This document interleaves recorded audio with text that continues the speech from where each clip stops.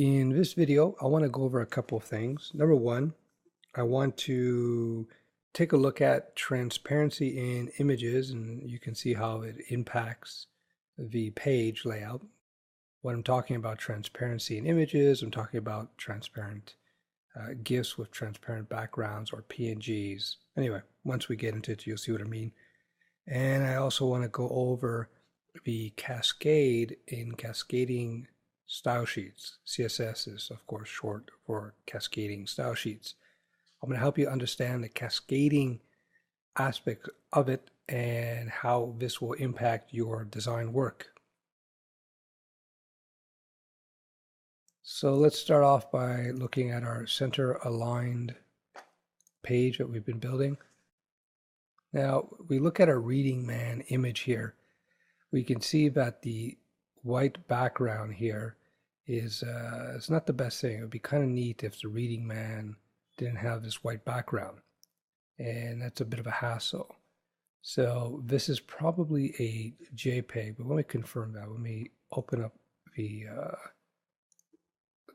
images. Reading man, see, no, reading man is a PNG, but I did not give it a transparent background because we see this white here. Let's swap that out for another image. So we're gonna, I know that the video wheel actually does have a transparent background. So all I have to do is go into the properties panel down here, and the source, now that I got, I've selected this reading man here image. So this SRC, this is short for source field here. This basically points to whatever image you have embedded in the page. So I'm just going to use the point to file wheel here. And I'm going to go right and select the video wheel. Let's see what happens. So here it is. Let me save that. Of course, this has a transparency, but not a great transparency because you can see the white edging here. I wonder if I have a truly transparent image. Well, I did with the backdrop, but this is not the best. So what we're going to do is I'm going to create an image to fit in here. Let me just save this. Let me preview this now. So it's not the best, right? It is transparent because you see there's no white all around here, but there's some white here. So that's just me being sloppy when I created this image. What I'm going to do now is pop open an image editor I like to use, and you don't have to use this one. This is an image editor that a lot of people don't use. It's not the most popular, but on Windows, in my opinion, it's the best one out there for simple images. Nonetheless, it's a great program to demo what I want to demo. So what I'm going to do is I'm just going to create an irregular shape, like a triangle, and I'll give it a gradient fill. Let's say we're going to go from orange to black. So I can adjust it. Maybe not black, maybe orange to maybe an off green or something like this. Okay, it's not the most beautiful, but it's going to give us an irregular shape. So I'm going to save this as two things. First, I'm going to save it, export it as a JPEG. I'll export it as a GIF. So I'm going to call it triangle GIF.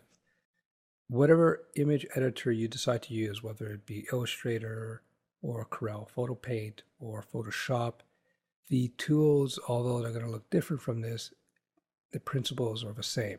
Now, when I'm creating a GIF export, I want to make sure it's transparent. See, if you look at my mouse, it says make background transparent. So I'm going to say yes. So now all this area around here is going to be transparent. You'll see what I mean when I export it. So I'm just going to export that. And for demo's sake, I'm going to export it again, but I'm going to export it as a JPEG.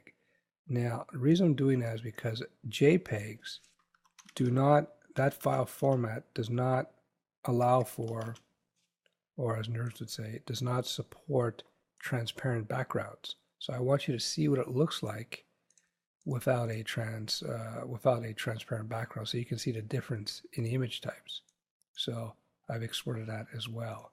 So let's take a look at our page. Now let's go into Dreamweaver here. I'm going to refresh this. So here are our new images, the two triangles we created.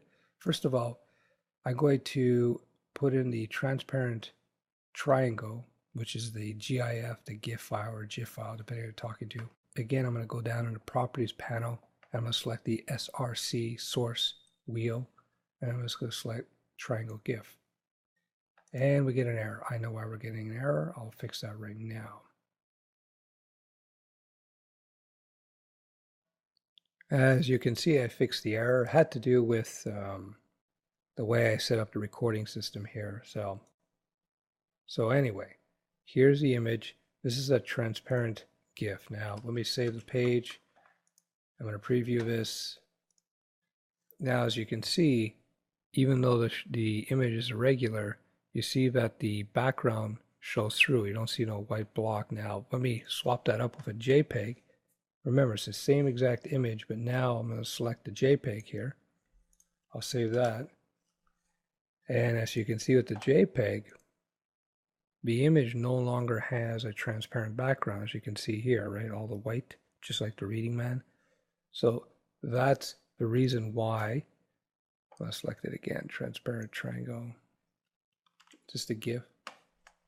Save that.